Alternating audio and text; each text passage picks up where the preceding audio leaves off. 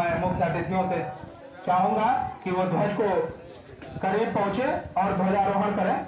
समस्त मुख्य अतिथि ध्वज के पास चले और ध्वजारोहण का कार्यक्रम प्रारंभ करें।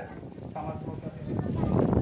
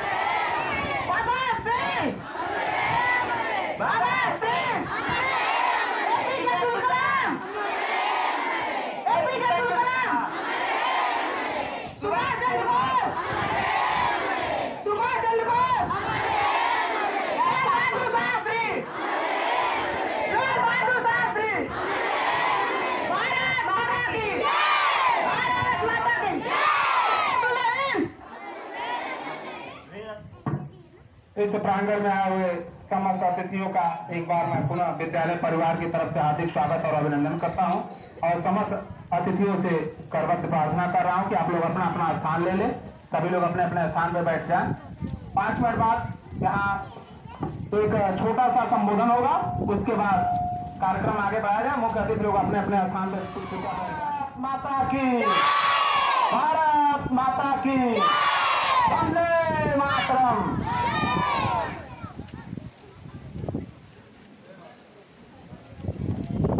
अमृत महोत्सव के अवसर पर उपस्थित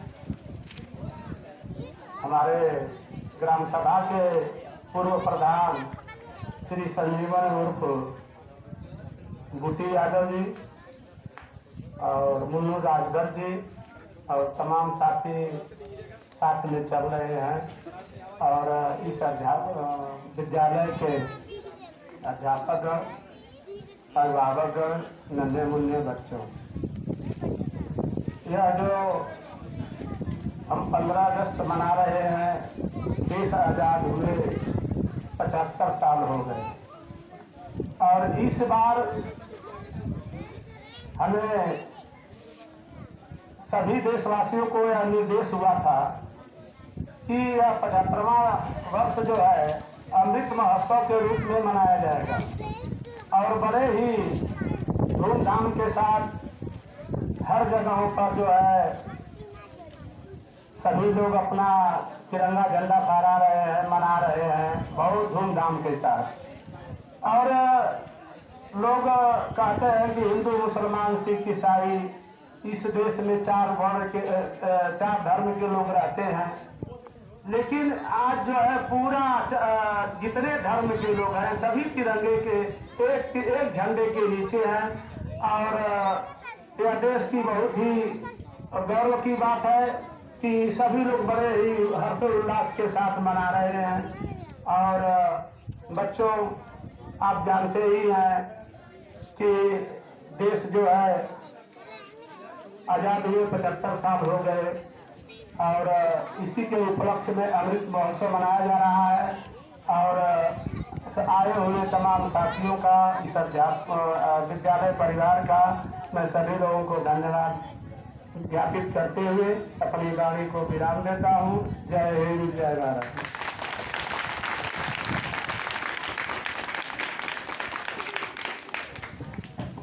अब मैं संस्था के प्रबंधक जी से अनुरोध करूंगा कि वो आए, बच्चों को आशीर्वाद स्वरूप दें और कार्यक्रम की रूपरेखा का थोड़ा सा सार बता देंगे। उसके बाद कार्यक्रम उसी हिसाब से प्रारंभ होगा। संस्था के प्रबंधक जी आए और 1 मिनट बच्चों का संबोधन करके कार्यक्रम की रूपरेखा बताएंगे।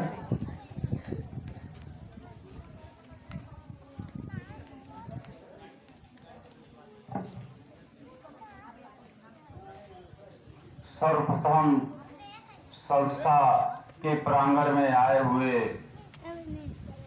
सभी सम्मानित अतिथिगण और प्यारे बच्चे एवं बच्चियों, अध्यापक एवं अध्यापिकाएं, मैं आप सब लोगों को मदरसा इस्लामिया सफीनतुल हिदाया मीरपुर रहीमाबाद की तरफ से स्वतंत्रता दिवस समारोह की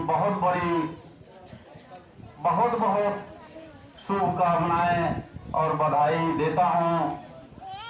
साथ ही आज मैं 75 साल पहले जो हमारे स्वतंत्रता दिलाने वाले अमर शहीद थे, वो हमारे आपके ही बीच के थे, जो आज नहीं है।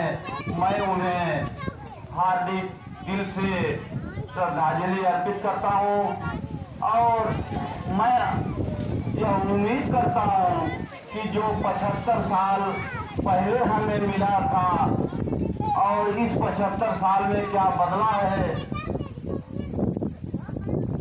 उस कार्यक्रम को आगे बढ़ाते हुए इन्हीं में से आगे भविष्य में अगर कोई भी हमारे देश पे विपद आती है, कोई भी किसी तरह का कोई संकट आता है, तो इसी में से महात्मा गांधी निकलेंगे, इसी में से पंडित जवाहरलाल नेहरू निकलेंगे, इसी में से डॉक्टर भीमराव अंबेडकर निकलेंगे, इसी में से डॉक्टर मौलाना अबुल कलाम आजाद निकलेंगे, इसी में से भगत सिंह निकलेंगे, जो आजादी के लिए असेंबली में बम फोड़ के बता दिया, जिसने कि हम भारतवासी किसी तरह से कम नहीं है।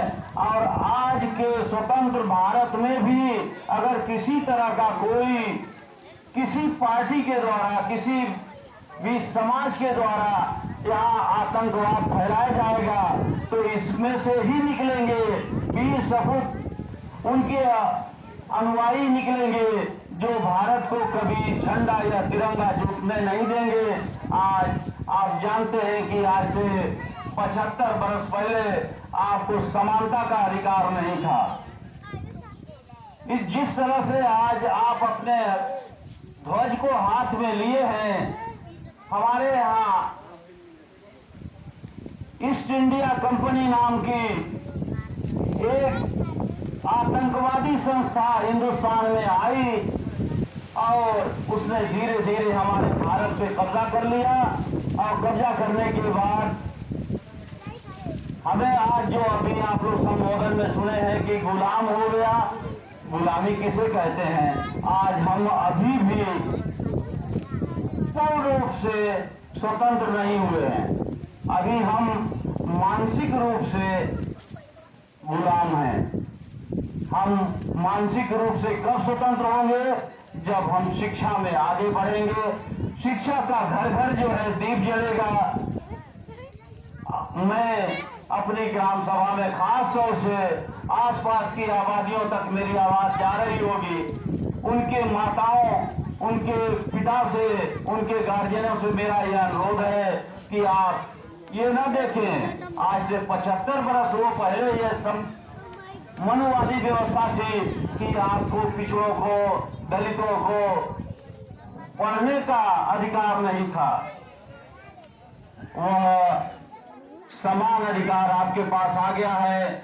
जब शिक्षा का स्तर ऊंचा उठेगा तो परिवार का स्तर उठेगा, परिवार का जब स्तर उठेगा तो मोहल्ले का स्तर उठेगा, जब मोहल्ले का स्तर उठेगा तो गांव का नाम होगा कि इस गांव का लड़का और लड़की जो है आईएएस और पीसीएस में टॉप किया है, उस मेरिट में आया है। और मैं ये बताना भी चाहता हूं कि पिछले 2002 से ये संस्था कायम है और उस बीच में हमारे कितने लड़के सिविल सर्विस में आए हैं, उनकी लिस्ट तो अभी शासन का यह निर्देश था कि उनकी सूची बना के सूचना बोर्ड में लगाई जाए। तो हम लोग तो ये काम नहीं कर सके हैं, लेकिन आइंदा ये हम बताने का करेंगे कि हमारी संस्था से निकले हुए छात्र छात्रा यहाँ इंजीनियर भी हुए हैं, डॉक्टर भी हुए हैं और सिविल सर्विस में हुए हैं, आज सेना में भी है जो हमारी रक्षा कर रहे हैं। यह आइंदा बताया जाएगा। फिर मैं आप लोगों से दोबारा सभी गार्जियनों से अनुरोध करूंगा कि आप शिक्षा पर ध्यान दें, अपने बच्चों को समय से भोजन दें ताकि उन्हें पौष्टिक आहार मिले। जब पौष्टिक आहार समय से भोजन मिलेगा, मैं कभी कभी देखा हूँ यहाँ प्रेयर में कोई बच्चा जो है 5 मिनट अगर मास्टर साहब लोग खड़ा कर दिए तो फौरन चक्कर खा के गिर जाता है। उसका कारण क्या है? माँ बाप की कमी है। जब उसे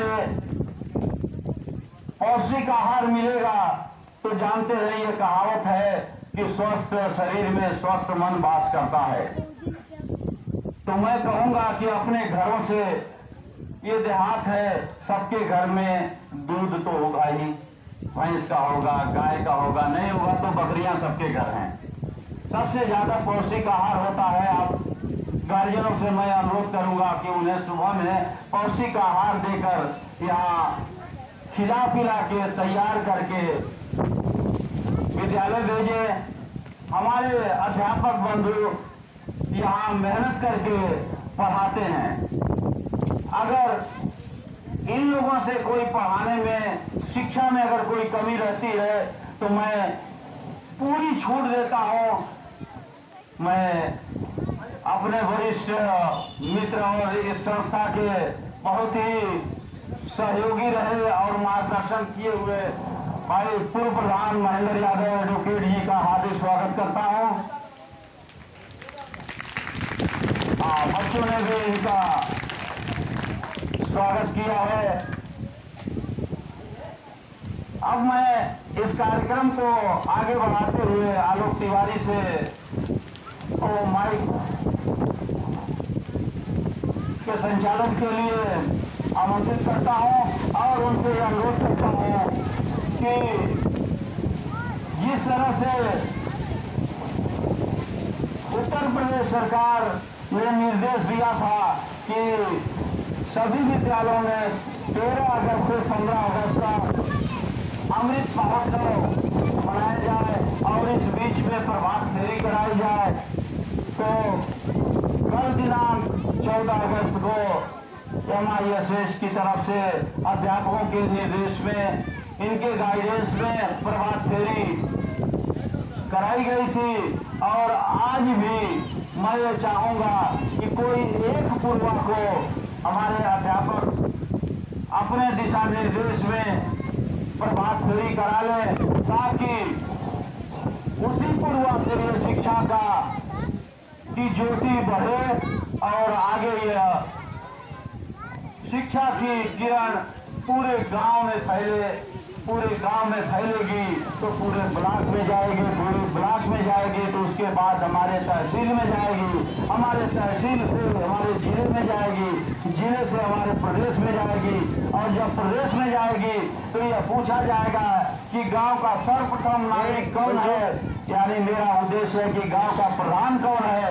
तो आएगा कि हमारे गांव प्रधान सुमन चौहान जी हैं, जिनके प्रतिनिधि सिद्धनाथ चौहान जी हैं, जो बहुत ही कर्मठ हैं और गांव का विकास कर रहे हैं। आगे ये इनका पहला स्वतंत्रता दिवस का पहला यह अवसर भी है और मैंने यह देखा है कि गांव में इन्होंने विकास की किरण का मार्गदर्शन शुरू कर दिया है। और मैं आगे यह कहूंगा कि साथ साथ इस विद्यालय को भी न भूलेंगे, क्योंकि ये इससे पहले भी यहाँ के फाउंडर मेंबर रहे हैं और सौभाग्य से अब प्रधान हो गए हैं। और इनके प्रतिनिधि श्रीकांत धर्मू जो मेरे शिष्य भी रहे हैं और आलोक तिवारी अध्यापक के सहपाठी भी रहे हैं। और उनको मैं कहूंगा कि जो भी इसमें उनके ग्राम सभा की तरफ से सहयोग की आवश्यकता होती है और जरूरत पड़ती है तो उनके नॉलेज में है, और जितना हो सके वो अपनी यहाँ यादगार छोड़ दें, ताकि ये राजनीति है, झंडा बदलता रहता है, कुर्सी बदलती रहती है हर 5 साल के बाद जो आता है, लेकिन जो बैनर लगा रहता है, जो शिलाट लगी रहती है, जो काम लगा रहता है, वो काम बोलता है। तो मैं यह संस्था की तरफ से, अपने पूरे स्टाफ की तरफ से, मैं पूरे छात्र छात्राओं की तरफ से, मैं प्रधान जी से फिर भी निवेदन करूंगा, प्रतिनिधि जी से, कि आपके सहयोग से इस 5 साल के अंदर, मैं ये नहीं कहूंगा कि आप 1 साल में पूरा कर दीजिए, जैसे जैसे आपको अवसर आता है तो उसमें 1% इस संस्था को भी आप अपने लिस्ट में रखिएगा कि जिस तरह से तन मन धन से जैसे भी हो इसका आप सहयोग करते रहे हैं और आगे भी करते रहेंगे। अब आलोक तिवारी से कहूंगा कि प्रभात फेरी के लिए आप आगे कार्यक्रम चलाएं। मैं आप लोगों का पूरा हार्दिक स्वागत एवं अभिनंदन करता हूँ। समस्त मुख्य अतिथियों का हार्दिक स्वागत और अभिनंदन करता हूँ। और यह स्वतंत्रता दिवस का 75वां वर्षगांठ हम लोग मना रहे हैं। इसमें एक जागरूकता रैली लोगों के बीच निकाली जाएगी, इसलिए सभी बच्चे अपने स्थान पे खड़े हो जाए, अपने स्थान पे खड़े होकर ठीक पीछे की तरफ गेट की तरफ मुंह सभी लोग घुमा लें। और प्रवीण यादव और आकाश बैनर लेके आगे चले और रैली का सर्वप्रथम रैली के आगे नौरंगी मास्टर बच्चों को लेके निकलेंगे।